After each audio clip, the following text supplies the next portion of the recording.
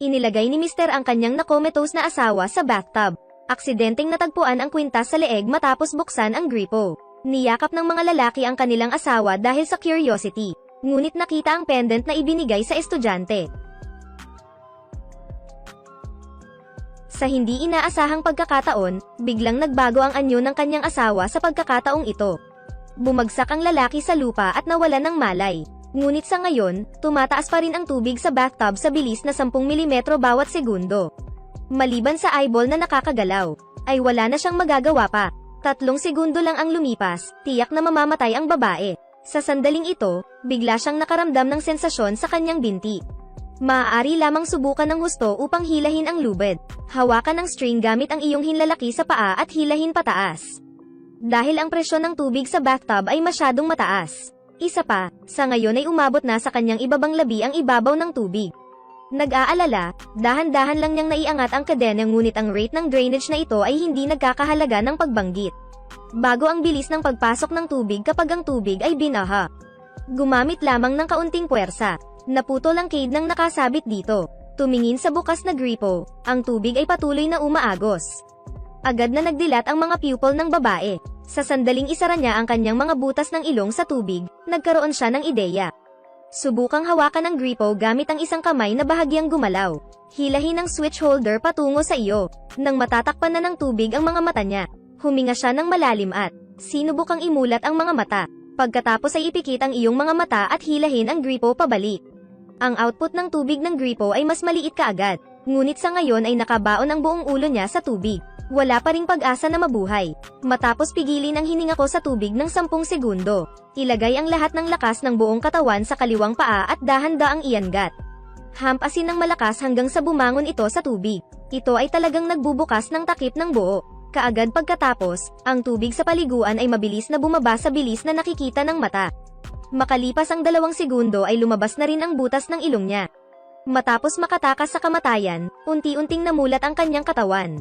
Ngunit kapag siya ay umakyat sa labas ng batya, nawala ang asawang ngayon lang nawala ng malay. Napasandal siya sa pader at pilit na bumangon. Gustong tumawag sa 110 at malaman na naputol na ang linya ng telepono. Dinampot ni Ana ang sirang salamin para ipagtanggol ang sarili. Hindi ko alam kung saan nagtatago ang asawa ko. Maaari lamang maingat na maglakad pababa ng hagdan ng paunti-unti. Bigla akong nakaramdam ng malagkit sa ilalim ng paa ko. Tumingin siya sa ibaba at nakita niya ang asawa na nakahandusay sa lupa. Sa sobrang takot, napasigaw siya at muntik nang mahulog nang makumpirmang wala ng malay ang asawa. Nag-ipon siya ng lakas ng loob na lumapit at nagkaroon ng ideya na ilagay ang cable ng telepono sa ilalim ng katawan ng kanyang asawa. Ngunit sinubukan niya ng maraming beses at hindi niya ito mailabas. Sa sandaling ito, biglang ginalaw ng aking asawa ang kanyang daliri. Ito ay direktang nagbabanta sa kanyang kamatayan. Sa gulat, kinuha niya ang kanyang telepono at susi ng kotse at tumakbo palayo. Pero dahil na rin sa kaguluhan ngayon lang, ginigising din ang comatose na asawa. Nagpanik siya at tumakbo palayo sa kotse. Noon lang niya napagtanto na mali pala ang susi ng sasakyan niya sa pagmamadali. Ngayong malaki ang panganib, lalabas siya kaagad ng sasakyan. Pumunta sa isa pang kotse, simulan ng kotse, itapak ang gasolina. Bago umalis, inihinto niya ang sasakyan upang lingunin ang dating masayang tahanan, ngunit puno ng emosyon ang kanyang puso. Kung maling tao ang niloko mo, masisira ang buhay mo. Pero ilang minuto na lang, sa kanyang pag-alis, nagsimulang manginig ang tamba-tamba na dating nakatigil. Hindi pa rin nakakalayo, nahulog ang sapatos ng isang lalaki sa likod ng sasakyan. Nagpunta siya sa kanluran hanggang sa lungsod. Ilabas ang iyong telepono at humingi ng tulong sa pulisya. Pagkatapos tumawag, inakala niyang ligtas na ito at nakaparada sa tulay ngunit hindi na siya hinintay na kumalma. Ang asawang may martilyo ay lumitaw sa likod ng kotse. At walang pag-aalinlangan, binasag niya ang baso gamit ang kanyang ulo at sinakal siya. Sa gulat, natapakan ni Ana ang gas at patuloy na sumisigaw ng tulong sa mga pulis. Pero pahigpit ng pahigpit ang yakap ng asawa. Masasakal na sana siya at may nakita siyang itim na anino sa harapan niya. Gabayan siya sa pagtawid sa tulay at lumubog sa ilog. Dahil sa impact ay nawalan muli ng malay ang asawa.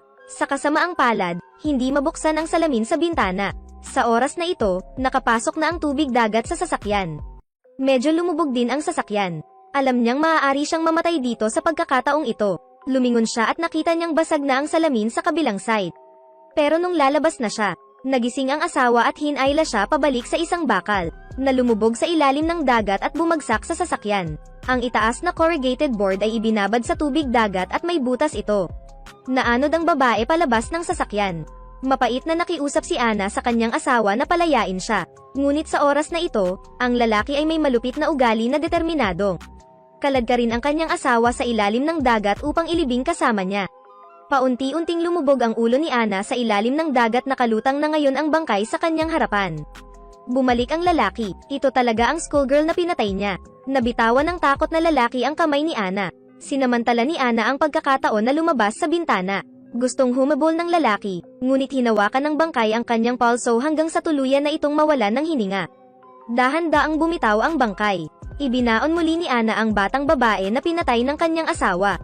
Sa wakas ay nabunyag ang masamang panig ng kanyang asawa. Hayaan siyang mamatay para sa kanyang orihinal na krimen.